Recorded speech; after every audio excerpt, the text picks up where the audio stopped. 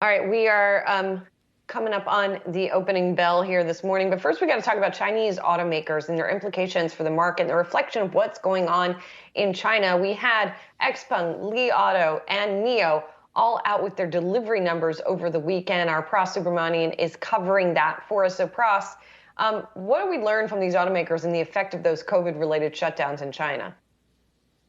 Hey, Julie, so really not a big surprise here that you'd see these April delivery numbers come down based on the wave of COVID infections that hitting Shanghai and the resulting areas around that in that time period. Both Li and NIO reporting that their deliveries are down around 25% versus a year ago compared to last year. But NIO said that, quote, vehicle production has been recovering gradually.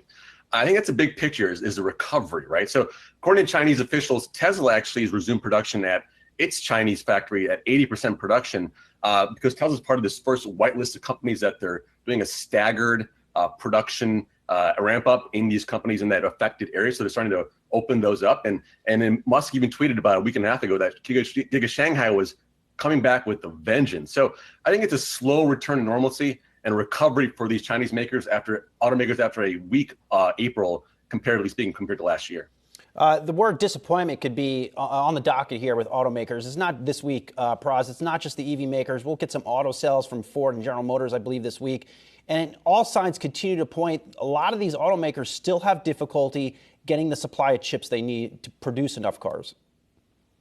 Yeah, Saz, we heard them both talk about that on earnings calls last week. But we also heard them both say that, both Ford and GM, at least, that they are seeing things get better. And they have assumed that production will get better in the second half of the year. So there's hope that that could actually affect their production in the back half. But like you said, Saz, you never know, right? Because just like a year ago, they said the same thing. Oh, the first half of 2022 will be fine. But then more Chinese infections led to chip makers sort of decrease production. That eventually rolled off into our U.S. automakers not being able to make the cars they need to.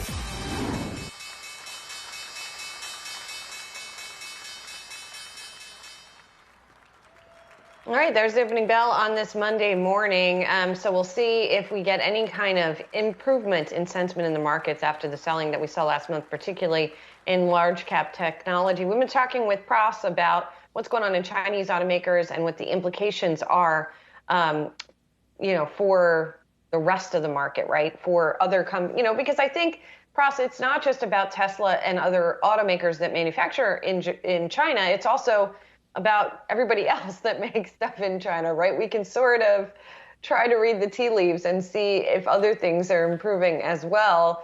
We keep looking for turning points, right? We're looking for turning points in inflation. We're looking for turning points in supply chain. We're looking for turning points in the shutdowns there and what they mean. So I guess we're trying to find any kind of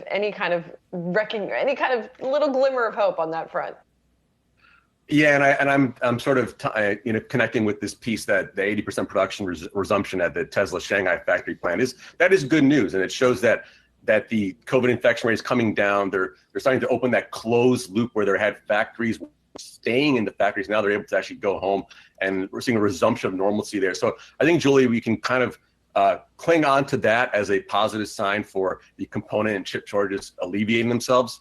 Hopefully we'll see a better situation this summer. But like you said, it's so hard to say. We thought we were over this pandemic many, many times, right? And then a different wave happens, and then it sort of spreads across the globe. So in China right now, things appear to be getting better. So hopefully that's good for the automakers as well.